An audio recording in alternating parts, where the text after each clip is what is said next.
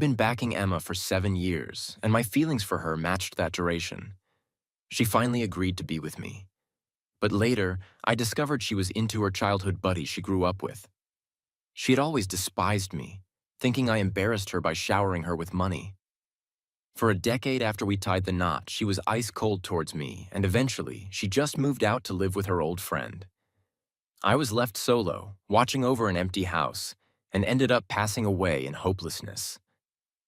After I got a second chance, going back to the day I chose to support her, Emma's childhood friend stood in front of her and yelled at me, "You think you're so awesome just because you've got money? We don't need your charity." I chuckled. "You've got it twisted. I wouldn't back you even if I had to burn cash." "Jake, you think you're something just because you've got some damn money? Think having money makes you special? We don't need it." As I glanced at Liam, who was guarding Emma, I felt a bit lost. My eyes met Emma's. She was 20, still carrying a touch of innocence, wearing a worn-out linen dress. She was stunning, tall and slim, with porcelain skin, and her eyes sparkled like stars, making even the tattered dress look classy. I couldn't help but step back, grabbing the table to steady myself. How long since I saw Emma like this? 10, 20 years? It felt like ages from my past life. Emma was slightly startled when I recoiled. Liam kept talking, but I couldn't hear a thing. Everything before me was exactly as it had been in my last life. She didn't want my support, but I kept pushing to help her.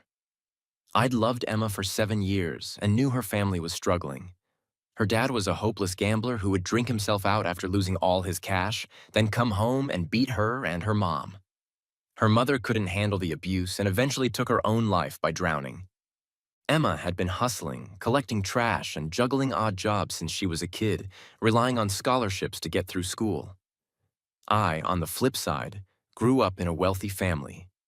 We shouldn't have crossed paths, but she was always a top student, so our private high school aiming for higher graduation rates gave her a scholarship, and we ended up at the same school. Back then, our circle was filled with spoiled rich kids who weren't into studying, spending their days waiting to go abroad, get degrees, and come back to run their family businesses. Only Emma was different. She had clear goals, studied hard in class, and worked after school despite having no cash.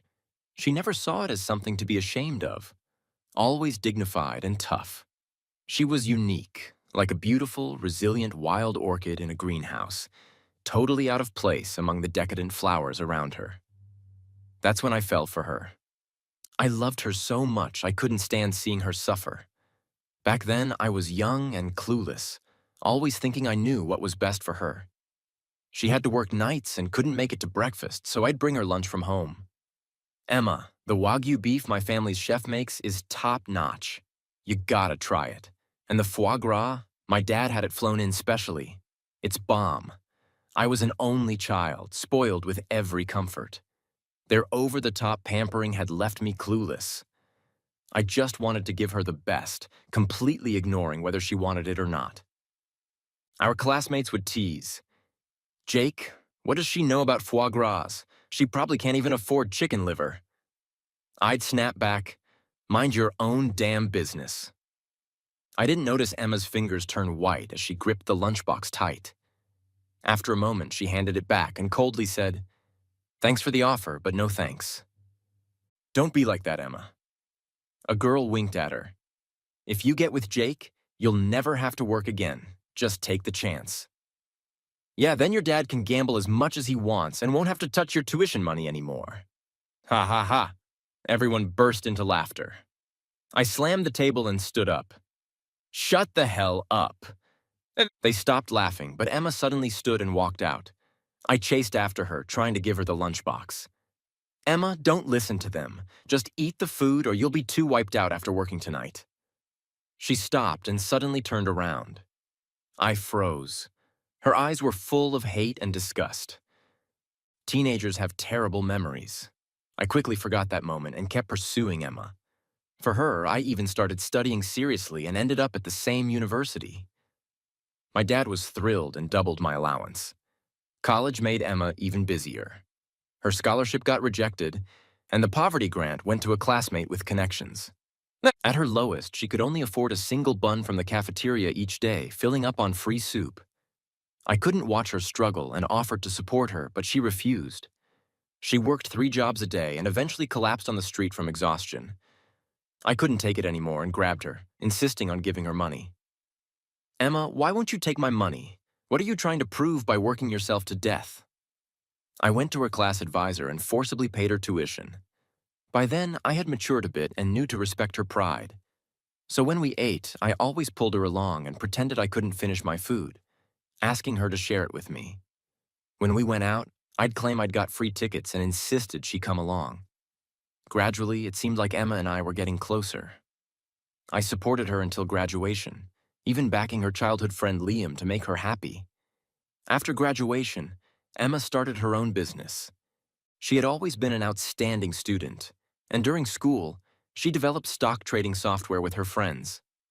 They faced countless rejections and couldn't secure any investments. I couldn't stand seeing her so down, so I asked my dad to invest in her company. I remember that night, Emma was unusually quiet. As I held her, almost drifting off, she suddenly spoke. "Jake, why do you do all this?" At the time, I thought she was asking why I was so good to her, so I confidently replied, "Because I like you." "Emma, do you like me?" I held her hand. "I've been so good to you. If you don't be with me, it'd be really ungrateful." I was just kidding, but Emma didn't say anything, and I thought she agreed by default. So we got together. 2 years later, Emma and I got married. The wedding was simple. Emma said she didn't like crowds, so we only invited a few close family and friends. They were all my relatives and friends. On her side, she was the only one. Emma stayed distant even after we married. I was foolish back then, thinking it was just her nature, believing that if I kept being good to her, I'd eventually melt her heart, even if it was made of stone. But I didn't expect her heart could never be warmed because it had always belonged to someone else. In the 3rd year of our marriage, our conflicts became irreconcilable. I couldn't stand her coldness day after day and confronted her, asking if she still loved her childhood friend. She just stared at me coldly without saying a word. When I pushed too hard, she simply slammed the door and left. Her coldness drove me to madness and obsession. Every time she came back, I'd confront her, argue, and in our worst fights, I'd lose control and say, "If I'd known you were such an ungrateful wretch, I'd have raised a dog instead. At least it would wag its tail at me." For a moment, her expression showed anger, but she quickly calmed down. After that day, she stopped coming home altogether. I later found out she had been with her childhood friend all along. They built a new home together, and she was even pregnant with his child. Those years, she lived a happy and fulfilled life outside. While I was left alone in an empty house, my once overflowing love had turned into poison. Filled with hate, Emma became successful in her business, richer than my father. I had nothing left to use against her. The only thing I had was our marriage. I bet my life on revenge. I refused to divorce her. No matter how much money she offered, she had destroyed me, and I would never let her live peacefully. The men she loved would always be nothing more than shadowy third parties. The child she had with him would always be an illegitimate child, born in the shadows. Emma didn't dare take me to court, fearing a public divorce would tank her company's stock price, and the other board members wouldn't agree to it. So we dragged it out for 10 years. During those years, no matter how hysterical or crazy I got, even when I eventually softened and begged her, she never wavered, never came back to see me. I wasted away day by day in despair, growing weaker as I fell ill. In the end, I died in misery. I snapped back to reality and looked at Emma beside me. An overwhelming hatred surged through me, making my heart feel like it was about to explode. For a moment, I could barely stand. After I died, she must have finally gotten what she wanted, perhaps. The way she treated me was meant to speed up my death. I still remember how my medication was suddenly switched before I died. When I asked the butler, he simply said it was a milder drug. I didn't suspect anything. But not long after taking that medication, my health started to deteriorate rapidly until I couldn't even sit up anymore. It wasn't long before I breathed my last. It was her, wasn't it? Who else could it have been? She hated me so much, enough to want me dead immediately. She wanted to marry Liam. How cruel she was. I looked at Emma, forcibly suppressing the urge to lunge at her and end her life right then and there. I was filled with such hatred. I believed that. Aside from being too young and not knowing how to protect her pride, I had never done anything wrong to Emma. I didn't even force her into marriage. I had even asked her if she wanted to marry me. And if she didn't, I would have waited. And yet, she hated me this much. Liam, just like in my previous life, shouted at me, "Jake, you think you're so great just 'cause you've got money? What gives you the right to insult people like this?" Hated me this much. Liam, just like in my past life, shouted at me, "Jake, you think you're so great just 'cause you've got money? What gives you the right to insult people like this? Take your filthy money and get lost." I looked at him. Liam wasn't bad looking. He just appeared a bit shabby in his worn-out sportswear. Staring at me with agitation. This was the guy Emma loved. The one she'd rather kill me to be with. It was the same in my past life. Emma and I were having a decent conversation when I suggested she could pay back my tuition fees after she started earning, treating it like a loan. But Liam suddenly accused me of throwing money at her, claiming I was humiliating Emma. It was only later, during my arguments with Emma, that I slowly realized she had always thought I was throwing money at her, humiliating her. I suddenly found it all quite laughable. Looking at Liam's protective stance, I smirked. "You've got it all wrong. I wouldn't back you two even if I had to burn the money." Emma's expression changed drastically. Liam's face went blank for a moment. "What did you say?" I smiled. "You think my support is an insult to you, don't you? We're classmates. How could I insult you like that? If that's how you feel, then forget it. You two can keep doing your jobs." Liam's family situation was similar to Emma's. His dad had fled with debts, leaving his mom to work herself sick to support his education. And now she was bedridden at home. Maybe because of their similar backgrounds, he and Emma had always been close, and he was always around her. He often liked to tag along whenever Emma and I went out. Sometimes when I was reluctant, he'd confront me in front of Emma. "Jake, are you avoiding me 'cause I'm poor? Don't you want to be friends with me?" Before I could respond, Emma would link arms with him and say seriously, "If you think we're not good enough, then we won't go." I had no choice but to take him along. During meals, he'd stare at the lobster on his plate and say, "Do you eat this well every day? We really do live in different worlds, don't we?" Several times, just when Emma and I were having a good conversation, he'd suddenly drop something like that, and Emma's smile would fade, stopping her from talking to me. At first, I thought he was just being thoughtless, but later, once when Emma and I were walking together, I turned back to say something to him and caught the look in his eyes. Liam's face was expressionless, but his eyes were full of malice and hatred. When he saw me turn around, he was caught off guard and quickly forced a smile. But all I felt was a chill down my spine. It was then I realized he despised me, or rather he hated me. Actually, right after Emma and I got married, there was a brief period of harmony. Her company was starting to take off, and she secured her first big contract. After the celebration, she drunkenly wrapped her arms around me, smiling as she said, "Honey, what do you like? Your wife will buy it for you?" I felt sorry for her, knowing how hard it was for her to earn money. So I held her, content. "There's no need. Your company is just getting started and you need the money. I'm happy just knowing you care." But she wouldn't let it go. Hanging onto my neck and pouting, "My husband should spend the money I earn. I'll buy you a car." "What kind of car do you like?"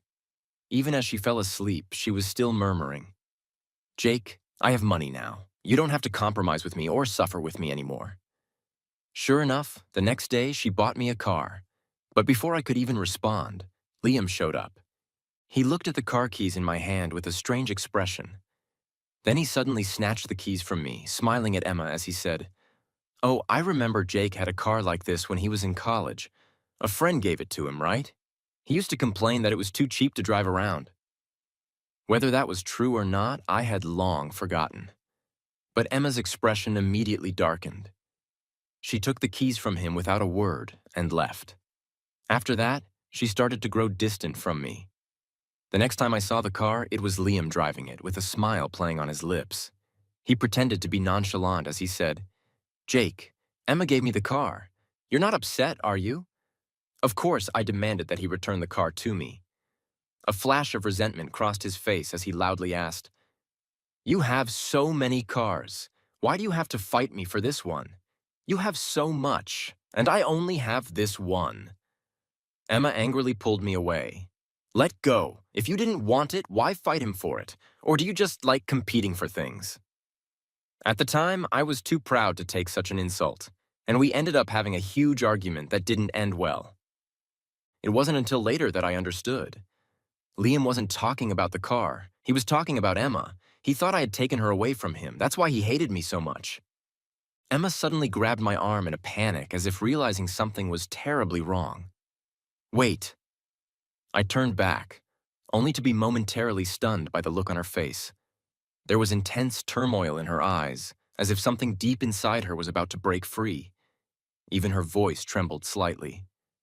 "Jake, why aren't you supporting me anymore? Don't you like me anymore?" Her sudden desperation shocked me. What was wrong with Emma? Had she lost her mind? Or was she angry about how I spoke to Liam? But in my previous life, at this point, I hadn't even won her over yet. She had always been cold and indifferent to me, never showing any warmth. Had she gone mad? I tried to shake her off, let go, but she only held on tighter, her eyes even reddening slightly. "Jake, don't you like me anymore? Are you abandoning me?" This time, I was genuinely scared. When had Emma ever said something like this to me? I widened my eyes in disbelief. "Emma, have you lost your mind, or are you possessed?" But she didn't answer, just stared at me intensely. Her gaze was filled with obsession and madness. My temper flared up. She had treated me so horribly in my past life. And now she dared to glare at me like this. "Didn't you think my support was humiliating you, Emma? Or are you just shamelessly waiting for me to beg you, to live off me?" Liam opened his mouth, clearly not expecting me to speak to Emma this way.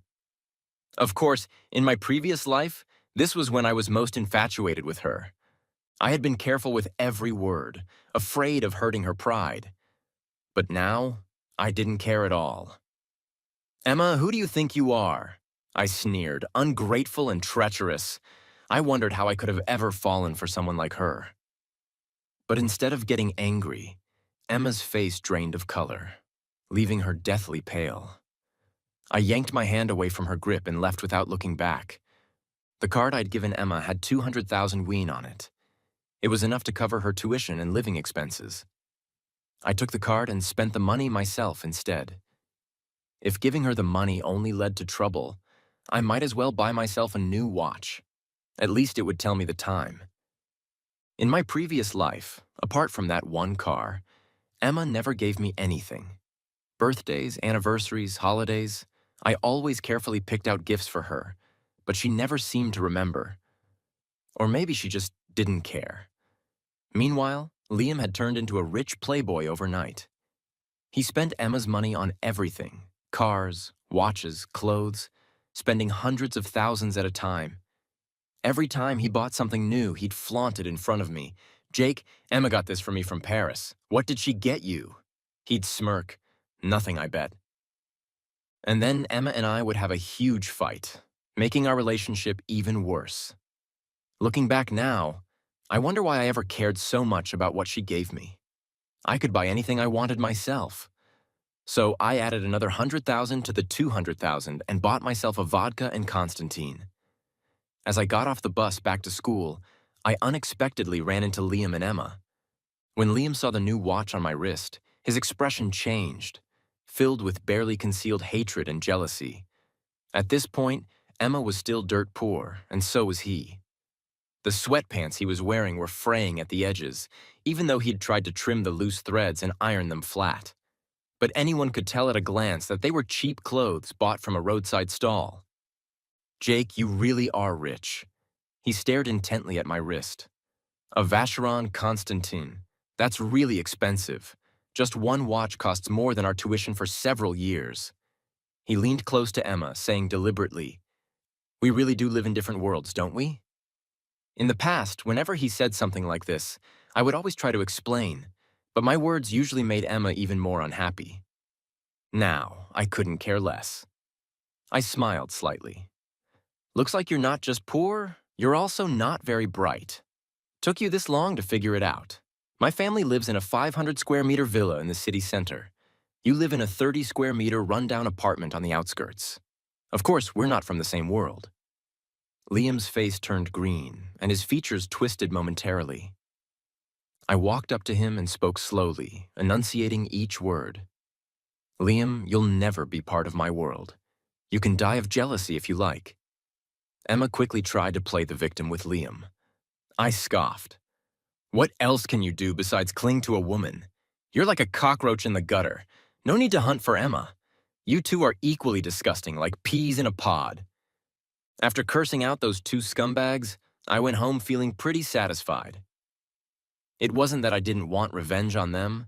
I still remembered how they drugged me in my past life. But for one, the drugging hadn't happened yet in this life, so I had no evidence. And two, I wasn't about to waste my life on trash like them. The torment of my previous life was painful enough. In this life, I just wanted to stay away from those two. Whether they thrived or suffered, it had nothing to do with me anymore. I wanted a fresh start. However, even though I wanted to stay away, they seemed determined to haunt me.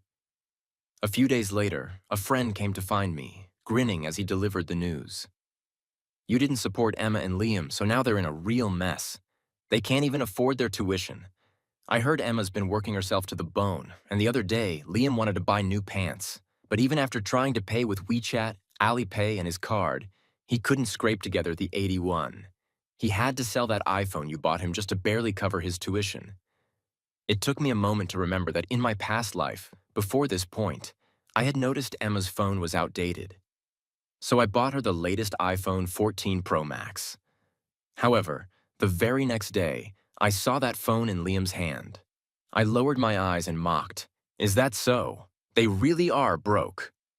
I hadn't walked more than a few steps before Liam blocked my path. He was visibly agitated, grabbing me with indignation. "Jake, why aren't you supporting Emma anymore? Do you realize her GPA is the highest in her major?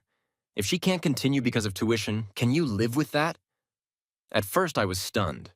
Then I couldn't help but laugh. In my past life, I eventually figured out what kind of people they really were. They wanted someone else's money, but didn't want to swallow their pride. They'd take the food off your plate and then curse you for giving it to them. The epitome of shamelessness. Whether she's top of her class or not has nothing to do with me. I shrugged. "I'm not her father. How can you say that?" Some classmates who knew us gathered around. And Liam, emboldened, pointed at me as if I were some sort of villain. "You've got a watch that's worth more than our tuition for years. What's the big deal about supporting us? Or are you just so selfish that you'd rather waste your money than help someone in need?" He probably thought everyone was like Emma, easily swayed by his shameless arguments. Before I could respond, my friend spoke up. His family's wealth was on par with mine, but he had a much shorter fuse. He sneered at Liam. "What mental institution left its doors unlocked and let you out, you idiot? If you need money, go beg for it. Or better yet, sell yourself. Even though you're ugly, someone might pay 80 win each time. Do it 10 times for 800 yuan, and after 100 times, you'll have enough for tuition. You've got arms, legs, and a brain. Why the hell are you begging other people for money? Is everyone supposed to be your dad?"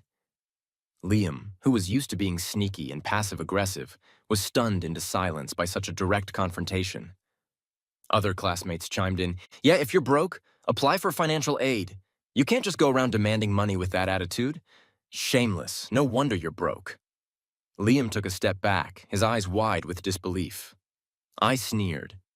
I often treated my classmates to meals and outings, so naturally they sided with me. Looking back, what did Liam have besides Emma? He couldn't beat me in anything. If I hadn't been so obsessed with Emma in my past life, someone like him wouldn't have even crossed my path. Just then, Emma appeared. Liam hurried over to her, ready to play the victim. I just asked Jake to support you. He has enough money to buy all these watches, but he won't help you. I don't know what I did to offend him, but he insulted me terribly. Jake immediately changed his tone, speaking softly. I know you look down on me, but I'm only thinking of Emma. She's so talented. I felt a wave of disgust. Liam was like a leech.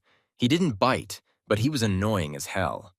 The most infuriating part was that he was like a ghost, impossible to get rid of. Emma frowned slightly. Did you insult him? I couldn't help but laugh mockingly. Of course. She was always like this. The moment Liam acted pitiful, she would immediately scold me without even asking what happened. In the past, I would jump up and argue with her, then secretly feel hurt. But not anymore. I lifted my gaze to Emma. Yes, he's right. I did insult him. But to my surprise, Emma didn't get angry. She lowered her head. Her tone was soft, almost pleading. Then he must have done something wrong to upset you. She then turned to Liam. Jake isn't unreasonable. Apologize to him. I was dumbfounded. For a moment, I wondered if I was still dreaming. Liam was equally shocked. After a long pause, he stammered in disbelief. Emma, what are you saying? Emma's face darkened. I told you to apologize. Liam's expression shifted from shock to anger. How can you do this? I was just as bewildered. Emma, the girl who held Liam in her heart, was actually telling him to apologize to me. Had she lost her mind? A fleeting thought crossed my mind. Could it be that she was reborn too? But I quickly dismissed the idea.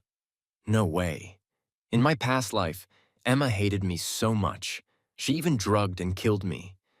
If she had been reborn, she would have stayed as far away from me as possible. She must have some other scheme. I stepped back, eyeing her warily. Emma seemed hurt by my reaction, looking at me with wounded eyes. Jake, I know I was wrong before. Will you forgive me? Don't you still like me? Let's be together. I'll make up for everything I owe you. The more she spoke, the more agitated she became. By the end, she was staring at me as if I were some long-lost treasure, her voice even trembling slightly. This was absurd. I couldn't help but clench my fists. In my past life, I had chased after her, wasted my entire life all for her to say those words. But even at the end, she never told me she liked me. Yet now, after I'd cursed and humiliated her, she was telling me she liked me. What about everything I had sacrificed in my past life? I curled my lips into a sneer, my voice dripping with disdain. Be with you, Emma. Who do you think you are? What makes you think you're good enough to be with me? My clothes cost more than you could earn in 3 years of work. You're too full of yourself. What makes you think you deserve to be with me? Didn't she feel humiliated by me? Then let her feel what real humiliation was. Sure enough, Emma's face turned white. She hastily said, I may not have money now, but just wait. I'll be rich one day. Well, she wasn't wrong about that. She did end up making a lot of money. But what did that have to do with me? The hatred and disgust in my heart were almost unbearable. I looked at her with contempt and said, Emma, even if every woman in the world died, I still wouldn't be with you. After I left that day, Emma kept staring at me, looking lost and forlorn. She looked pitiful. Her shoulders seemed to slump, and she stood there as if her soul had been drained. But I felt nothing but cold disdain. I didn't know what Emma was up to, whether she had suddenly come to her senses or had simply lost her mind. The Jake who once loved her unconditionally was long dead in my past life. He was never coming back. Without my support, Emma and Liam were having an even worse time in this life than in the last. Emma's software didn't sell, and her attempt at starting a business failed. I heard they were so broke now that they were close to selling their blood. But none of that was my concern anymore. The next morning, my phone rang. I picked it up and the screen showed the name Sophie. She was an old friend of mine. I felt a bit disoriented. It had been over 10 years since I'd last seen that name. When I was with Emma, she didn't like me having female friends. Nor did she like my second-generation rich buddies. Slowly, I drifted away from many of my old friends. Sophie and I had been family friends since childhood, and our relationship was always good. The car she gave me for my birthday during university was from her. I only remembered now that she had said it was a gift from her dad after she landed a big deal. She had told me to cherish it, but back then, my heart was full of Emma, and I had no space for any other woman. That car ended up sitting unused at home. When I answered the call, her excited voice came through the phone. "Jake, I heard you finally put Emma in her place." Before I could say anything, she continued excitedly, "It's about time. She's been using you and manipulating you. We didn't dare say anything before, but you finally come to your senses." I smiled slightly. "What's up?" "There's a gathering tonight. Same old place, 8 o'clock. You've got to be there." After hanging up, it took me a while to remember that the old place was a bar we used to hit up. A bunch of us childhood friends often went there together, but after getting involved with Emma, I stopped going out much. I used to be reckless and headstrong, but for love, I had clipped my own wings. I stopped going to the mall, and for the first time, I learned to shop at street stalls and markets. I stopped wearing luxury brands and carefully picked out clothes that cost just a few dozen yuan, just so Emma wouldn't frown when standing beside me. I avoided the restaurants I used to frequent, and when we did eat out, it was just cheap meals at small local joints. I had turned myself into a timid and cautious person, all in the hope that she might love me a little more. I used to love her so deeply, with all my heart. When I arrived at the bar that night, Sophie was delighted and kept urging me to drink. I didn't refuse, enjoying this long-forgotten sense of ease. These friends were genuinely good people, especially Sophie. When I got married, she even told me to come to her if I ever felt wronged. "I'll take care of Emma for you." And she did go after Emma. At that time, Emma had just gotten pregnant. I was overjoyed, thinking that having a child would finally bring her back to me. And I eagerly awaited the birth of this little life. But later, I found out the child wasn't mine. It was Liam's. I went mad, smashing everything in the house and screaming at Emma, and then Liam took it even further, deliberately calling me in the middle of the night, letting me hear him and Emma being intimate. His heavy breathing mixed with the sound of bodies colliding echoed through the phone. My stomach churned, and I clung to the toilet, vomiting until I was dizzy. I vomited bile and stomach acid, and by the end, I was freezing, shivering uncontrollably. When I looked up, the man in the mirror was pale, with bloodshot eyes, filled with emptiness. Tears and snot streamed down my face. When Sophie found out, she stormed into our house and slapped Emma. If I hadn't stopped her, she might have torn all of Emma's hair out. As I held her back, Sophie's eyes were red as she screamed at Emma. "You heartless bitch! Jake treated you so well, and this is how you repay him." Emma didn't fight back that time. Blood trickled from the corner of her mouth, and she stood there silently, head bowed. "What are you thinking about?" Sophie nudged me. "Drink." I clinked glasses with her and downed the drink. After a few rounds, Sophie was tipsy, her face flushed as she leaned closer and whispered, "You really don't like that Emma anymore." I glanced at her, and she quickly averted her eyes, her ears turning pink. I couldn't help but find it amusing. Sophie liked me, I knew that. But in my past life, my eyes were only for Emma, and I even fell out with Sophie because of her. But when Emma treated me poorly, Sophie was the first to stand up and defend me. If I were to find a wife in this life, I'd want someone like her. Now I understood that sometimes love couldn't solve everything. Emma and I were worlds apart in background, upbringing, and circumstances. She grew up in a harsh environment, with sharp edges and deep-seated insecurities, cold and aloof. I was raised in a loving family, which gave me the confidence to give up everything for love, but it also became the reason for my downfall. I thought love could conquer all, but I didn't realize that someone like Emma couldn't be changed by love alone. I nodded. Yeah, I was blind before. Sophie lowered her head, slowly leaning closer to me, whispering, "Then what about me?"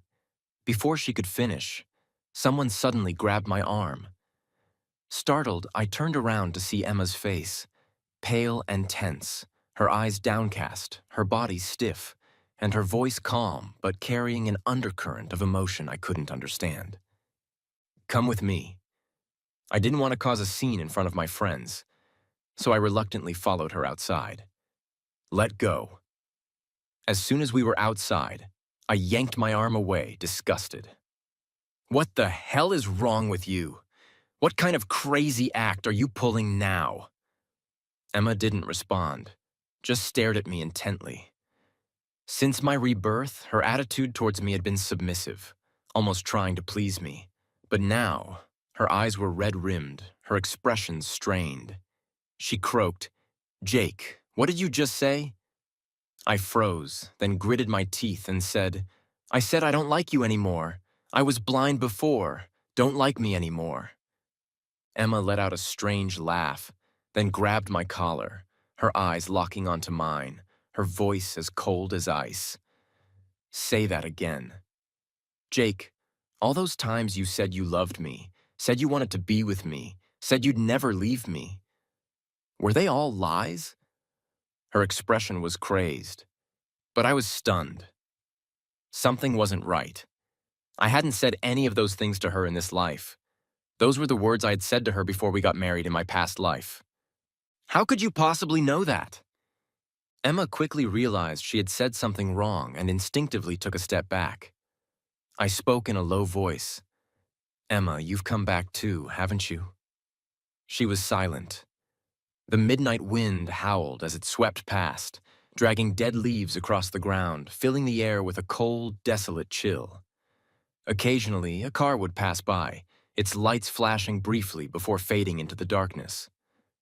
"Emma," I forced a bitter, mocking smile. "How dare you?" She had really come back too, after all she did to me in the last life. How could she dare to say those things to me now? In my past life, I had said those words to her, and I had meant them. But what was the result? I died with endless regret. In this life, I finally wanted to move on, to live a better life. But she had the audacity to rip open my wounds again, mocking me with the fact that I could never escape the misery of my past. Emma seemed flustered. "Jake, let me explain. Yes, I was reborn, but I've come to understand things now. I was so stupid in the last life. I didn't realize that I had already fallen in love with you. I'll make it up to you." "Okay." I slapped her head. I had never hit a woman before, even in my past life when she betrayed me. But I didn't regret this slap. I spoke slowly, deliberately. "Emma, how dare you? How dare you, after hurting me so deeply, to casually tell me you had loved me all along?" I put all my anger and pain into that slap, using every ounce of strength I had. Blood seeped from the corner of her mouth, but she simply wiped it away, her tone eerily calm. "Is that enough? If you're still not satisfied, hit me again, as many times as you need." Even though her words were harsh, her eyes suddenly reddened and tears began to fall. I was shocked. Emma had never cried in front of me before. In the last life, even during her toughest times, when her dad gambled away all her hard-earned tuition money and then beat her, she didn't cry as she went to school the next day, bruised and battered. She worked 3 jobs a day, fainting from hunger and exhaustion multiple times. But she didn't cry then, either. I had once believed she had a heart of stone, but now she was shedding tears in front of me, her tears mixed with the blood at the corner of her mouth. She looked utterly defeated, her body hunched over, begging, "Jake, come back. If you hate me, you can kill me if you want. Just don't leave me." I felt like I was going crazy. "Emma, are you out of your mind? What the hell is wrong with you?" She lowered her head, her voice trembling. "I was so insecure before. I was constantly on guard, thinking everyone was out to hurt me. You were so good, so exceptional, completely out of my league. I didn't dare to love you, and I didn't dare to believe that you truly loved me. I was terrified that after I let myself be happy, one day you'd tell me that I wasn't good enough, That you were just playing with me. Jake, I was so stupid, and I deserve to die. You can hit me or curse me. I don't care. Just please come back. She was sobbing now, as if she needed to release all the emotions she'd been holding in. You don't know what those years after you left were like for me. I couldn't hold back anymore and let out a cold laugh. Emma, weren't you in love with Liam? Didn't you drug me to death for him in the last life? Drugged? Emma froze. What do you mean? Drugged? Don't play dumb. I gripped the railing by the roadside, afraid that if I didn't, I might hit her again. My medication had been switched. My health had been improving, but after that, it kept getting worse until I might hit her again. My medication was switched. My health had been improving, but after that, it kept getting worse until I bit down hard on my tongue, the bitterness spreading in my mouth. The woman I loved had killed me for another man. Even just recounting it was unbearable. I didn't, Emma cried out desperately. I never did that. I even told the butler to take good care of you. How could I possibly want to kill you? We locked eyes, and a realization dawned on both of us. If it wasn't her, the only other person who had access to my medication and wanted me dead, it had to be Liam. So it was Liam who killed me. My heart was filled with conflicting emotions, but I wasn't surprised. I was already dead. Did it really matter who killed me? Even if it wasn't Emma, Liam had killed me for her sake, so she wasn't completely innocent. I felt a deep weariness, a fatigue that seeped into my bones. Whether it was love or hate, I was truly exhausted. In this life, I just wanted to stay far away from her and live in peace. The autumn rain came suddenly, pelting the ground with cold, hard droplets. Emma stood in the rain, looking utterly pitiful. Her face was wet with either rain or tears. Jake, I'm begging you. And what about Liam? I asked, my face devoid of emotion. You two had a child in the last life. What about that? Emma fell silent. After a long while, she finally spoke, her voice strained. He got me drunk. We only did it that one time. I let out a bitter, mocking laugh, saying nothing. Emma lowered her head even further. From the beginning to the end, the only person I ever loved was you. I never loved Liam, she continued. Just then, a cold, menacing male voice echoed from the darkness nearby. Then what am I to you? Liam stepped out from the shadows. He was still wearing that old tracksuit, now soaked from the rain, clinging tightly to his body. Emma, he said, his expression blank but madness flickering in his eyes. You love him. So what does that make me? What do all these years I spent with you mean? Emma clenched her fists tightly, and the look she gave him was no longer one of her usual tenderness, but pure hatred. It was clear Liam hadn't been reborn. He was still the same Liam from the previous life. He hadn't poisoned me in this life, so there was nothing I could take revenge for. Emma understood this too and said nothing. Liam was stunned. You hate me. Emma, you actually hate me. If it weren't for you constantly driving a wedge between Jake and me, we wouldn't have ended up like this, she replied coldly. Driving a wedge. Liam laughed. Emma. He dropped the pretense entirely. If it weren't for your own insecurities and arrogance, how could I have manipulated you? It's your own twisted mind. You wanted him, but you were too scared. So you kept hanging around me, trying to make him jealous. To prove to yourself that he loved you, to feed your sick need. And now you're blaming it all on me. Emma's nails dug into her palms. Jake. Liam tilted his head, his expression one of feigned innocence, as if he were asking a trivial question. You had everything. So why did you have to take Emma from me? He didn't seem to need an answer. Continuing on his own, you had a good background, good looks, everyone fawned over you, loved you, adored you. Anything you wanted, they'd bring to you without you even needing to ask. So many people loved you. Why did you have to take Emma from me? His voice began to tremble with bitterness and rage. She was all I had. Why? When I only had one person, did you have to take her too? You already had so much. I remained calm and said, Emma is a person. Who she loves is her choice. I can't force her. Besides, I never won. In this game of love, I was the one who lost completely. Is that so? Liam stepped closer, and I noticed for the first time he had been hiding one hand behind his back. A sense of foreboding washed over me. I started to step back, but it was too late. He suddenly drew a knife and lunged at me. Die. His face twisted with madness. If you die, Emma will be mine again. Jake, why should you be so happy? You deserve to die. He was too close, and I couldn't dodge in time. His bloodshot eyes were the last thing I saw as the blade rushed toward me, but then I was suddenly shoved aside by a strong force. The sound of the knife-piercing flesh was muffled by the rain. Liam froze as he looked at Emma standing in front of him. His hand, still gripping the knife, began to tremble, and he stammered in panic. Emma. I stumbled as I turned around, seeing the knife buried deep in Emma's abdomen. Blood diluted by the rain ran down in pale pink streaks. She seemed not to notice the pain, only smiling as she looked at me. As long as you're safe, that's all that matters.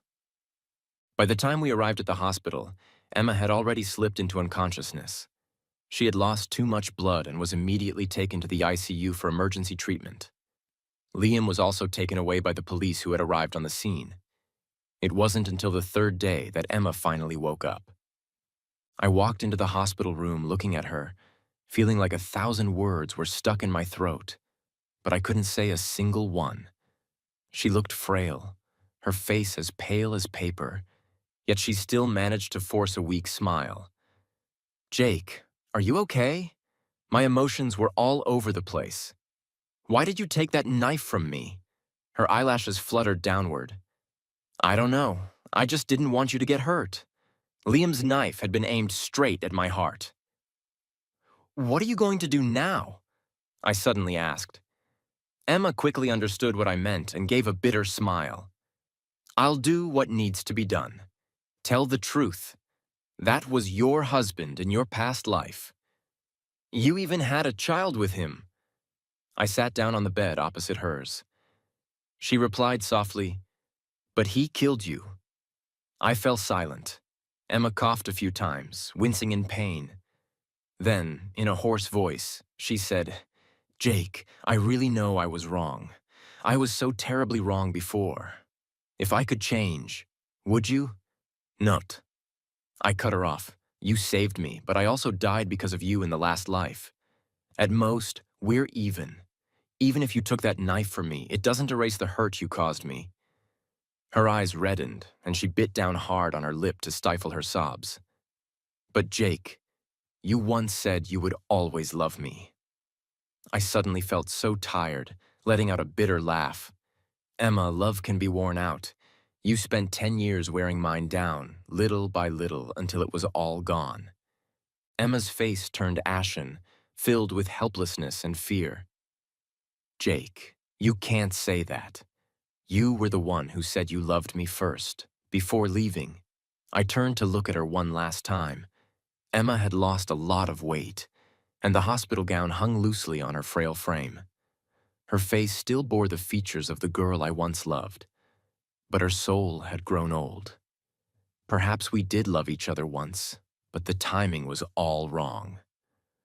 But now, I said quietly, Emma, I really don't love you anymore. As I walked out of the hospital room, I could still hear her desperate sobbing. But Jake, what am I supposed to do? Why did I come back to live again just to hear you say you don't love me anymore? Then I might as well have died in the last life. I lowered my head, my eyes dry. I couldn't cry anymore because all my tears had already been shed in the last life. I walked away quickly, leaving those anguished cries behind me. In the end, I heard them no more. Emma didn't cover for Liam. He was sentenced to 7 years in prison for attempted murder. The university also expelled him. I heard his mom couldn't handle the shock and committed suicide by jumping from a building. I didn't attend the trial. I had already come to understand why Liam hated me so much. It wasn't really about Emma. It was more about his jealousy of me. jealous that I had everything. So he tried every way to take Emma from me to prove that he could win against me. When he realized he had lost Emma too, he snapped. I heard that when he found out about his mom's death, he completely lost his mind, becoming delirious and even cursing out the judge during his sentencing. Naturally, I had arranged for someone to deliver the news of his mom's death to him. I also had my dad pull some strings to ensure that Liam received special attention in prison. I never forgot about the poisoning in my past life. In the end, he had to pay back what he owed me. 3 years later, I married Sophie. Both our families placed great importance on the wedding, hosting a grand banquet. All the notable figures in the city were invited, making it a very prestigious event. Just as Sophie and I were about to take the stage, my secretary hurried over, holding a red envelope. There was nothing written on it. "Mr. Lee, there's a card inside this red envelope. I verified it, and it was real, but there was no name on it." He frowned and asked, "What should we do about it?" Sophie and I exchanged a glance, both guessing who it was from. She smiled. "Well, if someone's so eager to give us money, we might as well accept it." At that moment, my phone buzzed with a message. It was from an unknown number, with no greeting, just a single sentence. "If you ever stop loving her, come back. I'll be waiting for you forever." Sophie scoffed. "She can wait all she wants. Not even in the next life will she get what she wants." In front of her, I deleted the message and blocked the number. "Let's go," I said, taking her hand and smiling slightly. "Everyone's waiting for us. Those dark nights are finally behind me, and I'll never look back again." When I saw Jake again, I froze. The man standing before me was the 20-year-old version of him, full of youthful energy, a stark contrast to the weary, lifeless man etched into my memory. I couldn't tear my eyes away from him, greedily drinking in the sight. It had been so long, so very long since I'd last seen Jake. When the butler told me he had died in my past life, I didn't believe him until I went back and saw his cold, lifeless body. It was strange. In that moment, I didn't feel anything at all. Everything around me faded away. For a few seconds, I couldn't see or hear anything. It wasn't until they frantically helped me up that I realized I had collapsed. Calmly, I asked the butler, "Did he leave any last words?" The butler shook his head. "The gentleman didn't say anything." Oh, so he hadn't left me a single word. But then again, there was nothing left to say between us. When we were young and in love, he spoke sweet words to me. Later, when we turned against each other, we dragged every hurtful truth out into the open, brutally lashing each other with them. He cursed me, saying I would die a miserable death. I called him pathetic. What else was there to say? The good and the bad had all been said until there was nothing left. It was around that time I started to feel a dull pain in my chest. At first, the pain was faint and subtle, not particularly sharp, but it soon began to spread like poison, boring holes through my heart. It felt as if my heart was being pierced 1,000 times over, the pain so intense I had to kneel to endure it. I looked at Jake. He lay there quietly on the bed, utterly unresponsive. If it had been before, even in our worst fights, he would have come over to check on me, no matter how angry he was. He was always that foolish, but this time he didn't even spare me a glance. Of course, he was dead, completely dead. He would never appear before me again as I thought this. I didn't feel sadness. It was as if I were thinking about someone else's problem. My body and mind had become disconnected, as though they belonged to someone else, separated from the heart that continued to ache. What should I do? Such a bother, I thought. I had a meeting scheduled for tomorrow. Now it would have to be delayed because I needed to arrange his funeral. Suddenly, I felt an itch in my throat, and after coughing a few times, I noticed the butler's horrified expression. He exclaimed in a panic, "Madam, whose blood is this?" I wondered. Then the itching in my throat became unbearable, and I violently coughed up a mouthful of blood. The butler was frantic, trying to drag me to the hospital, but there was only one thought in my mind. Oh, so this is my blood.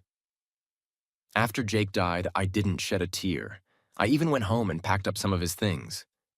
He didn't have much. For someone who once loved luxury, his room was now almost empty, with only a few pieces of cheap clothing from street markets. That's good, I thought. After all our entanglements, it was finally over. It wasn't until I opened the cabinet and saw the shelves full of medicated oils that something broke inside me. I remembered how, when I was working as a delivery driver, I'd been in an accident and injured my leg. Every time it rained, the pain was unbearable. These medicated oils were specially made for me by someone Jake had found. I used to tease him for buying so many, and he'd laugh while massaging my leg. What if they stopped making them one day? But after we got married, I rarely came home, and when I did, it was only to argue. I'd barely used these oils, not even half a bottle. Only then did it hit me that we did have some good times together. I had once thought he was wonderful too, but in the endless cycle of arguments and torment, all that was left of us was our ugliness. Suddenly, I felt a warm wetness on my face. I reached up and touched it. I didn't even realize when it happened, but my face was already covered in tears. After Jake died, I didn't forget him as quickly as I thought I would. Instead, he appeared in my dreams every night, as if deliberately torturing me. Sometimes, I'd dream of when we were young, and he'd cheerfully hand me a lunchbox. "Emma, this is the best Wagyu beef my family's cook makes." How strange. Back then, I only found him arrogant and annoying, but now I realized that his straightforward way of showing love was actually endearing. It wasn't until later that I learned that dish of Wagyu beef was his favorite. He wanted to share his favorite things with me, wholeheartedly and without reservation. But at that time, I wasn't worthy of such precious love. My insecure, self-conscious heart was too sensitive, raising defenses that wounded anyone who tried to get close. Jake had a good family. He was handsome, and so many people liked him. I couldn't believe he would actually love someone as worthless as me. Rich people had too many tricks up their sleeves. He must have been playing with me. So I treated him worse and worse. I wanted to push him away. He was like a rare creature that didn't belong in my bleak, dark world, throwing my entire ecosystem into disarray, leaving me at a loss. But I also wanted to selfishly confirm his love for me again and again, clinging to the hope that he wouldn't give up. How pathetic. And how hateful. After we got married, our relationship seemed to improve a little. But Liam kept reminding me that he and I would never be part of the same world as Jake. And he was right. The first time I got some money, I was so excited to buy Jake a car, only to find out later that it was an outdated model a suitor had given him back in university. What's there about me for him to like? At the time, I didn't understand my own heart. I thought I genuinely hated him, but I couldn't help getting closer to him. I kept bringing Liam around, showing up in front of Jake, and I sickly fed on the hurt in his eyes as if to reassure myself that he cared about me. Look, he does care about me. Later on, in my dreams, Jake changed again. He lay in a hospital bed, his eyes cold. "Emma, I don't love you anymore." And then I would wake up with a start, unable to sleep for the rest of the night.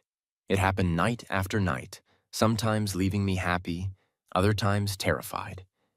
I had no choice but to seek out a spiritual master. I asked him, "Master, does he have some unfinished business? Do I need to perform a ritual to help him pass on?" The master looked at me for a long time, and then sighed. "Lady," he said, clasping his hands together in a gesture of compassion, "it's not him who's holding on." I sat on the mountain for a long time that day before I finally understood. It wasn't him who couldn't let go. It was me. It turned out I had fallen in love with him long ago. 3 years after Jake's death, I started to lose my mind. I completely ignored Liam and our child. No matter how much Liam raged, I would only reply coldly, "You insisted on having this child. It has nothing to do with me." On Jake's birthday, I took 2 bottles of sleeping pills with alcohol to make sure it was final. I also slit my wrists. The excruciating pain slowly dulled. A gentle breeze suddenly passed in front of my eyes. The sunlight was warm, and I could hear birds chirping nearby. soft fingers suddenly grasped mine. I turned my head, and there he was, the 20-year-old Jake, right in front of me. "Emma," he said with a smile, "what took you so long?" I looked at him for a long time, and my vision began to blur with tears. Then I slowly turned around and hugged him tightly, holding on as if my life depended on it. He was startled and pushed me away. "What's wrong with you? Who bullied you?" Then he hugged me back, laughing softly. "What's gotten into you? Did you miss me?" My voice broke with tears. "Yes, Jake, I missed you. I missed you so much. I couldn't take it anymore. If only I could stay in that moment forever. It would be better than hearing him say he didn't love me anymore." It was in that moment I realized the pain of being pierced by 1,000 arrows was nothing compared to this. I lay in bed, crying until I was hoarse. If that's the case, why was I even brought back? I thought I could win him back, reverse our tragedy, but instead I lost him completely. The pain in my chest was so overwhelming that I could barely breathe. I laughed and cried at the same time. I thought I'd gone mad, but then I realized that I was more clear-headed than I'd ever been. I clearly understood now my rebirth was only for atonement. It was to make me endure all the suffering he had gone through. Death isn't the true departure now. He has truly left me for good, and I will live out the rest of my days in this endless despair, never to escape.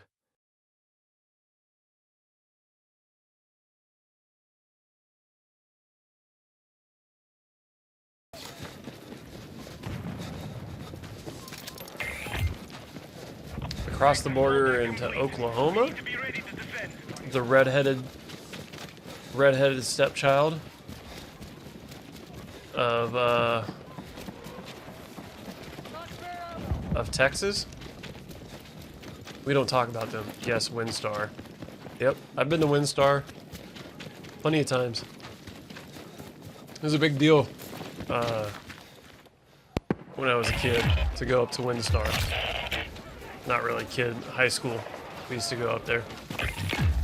Final sector is under attack. Stop the enemy here, or we lose all territory. It is a massive casino.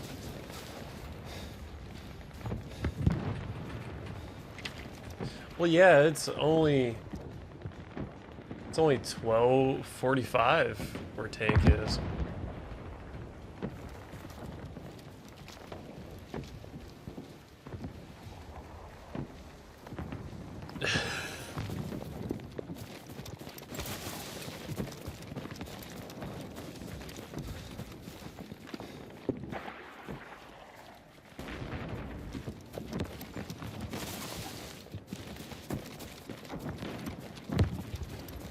I only zone out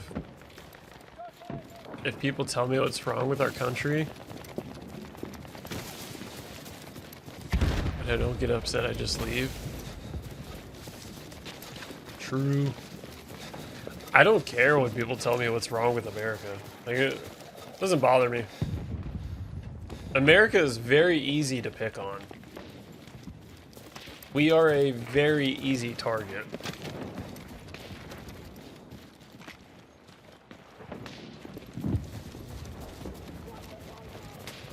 Like, I know what's wrong with my country.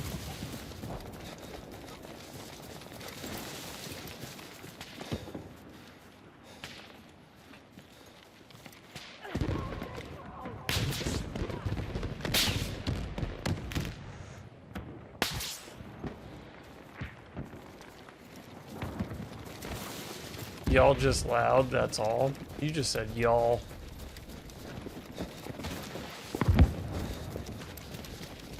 Heading to bed. Don't let your wife rip them loud ass farts. The enemy are attacking objective Alpha. Hope I'm not on speaker. Sorry, Mrs. Tank.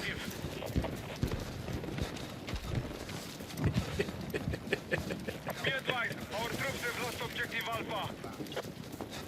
I was trying to sound American. How'd I go? There's only a certain section of America that says y'all. Alpha has been captured by hostiles. And that's the South. Like, I say y'all all the time. But if I went up north and said it, they'd look at me weird.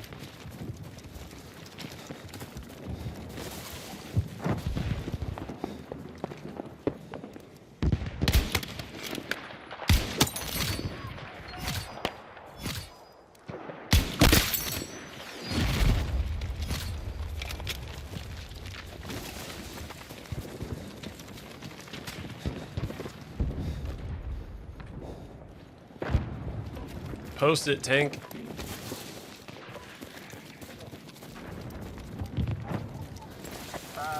spotted an enemy sniper to your west.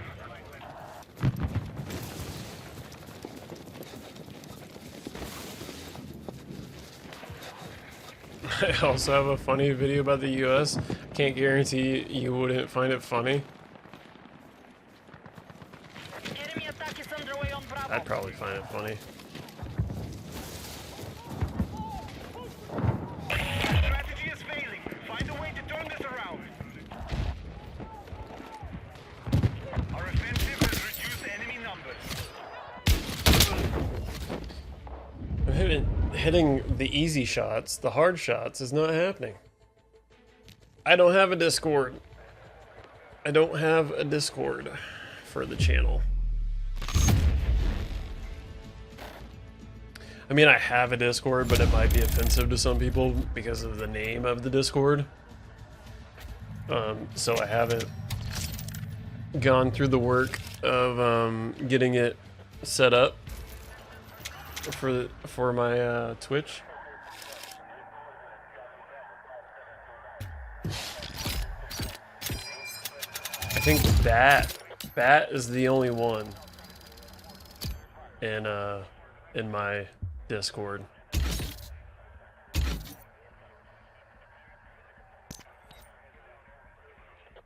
That you guys would know of the Twitch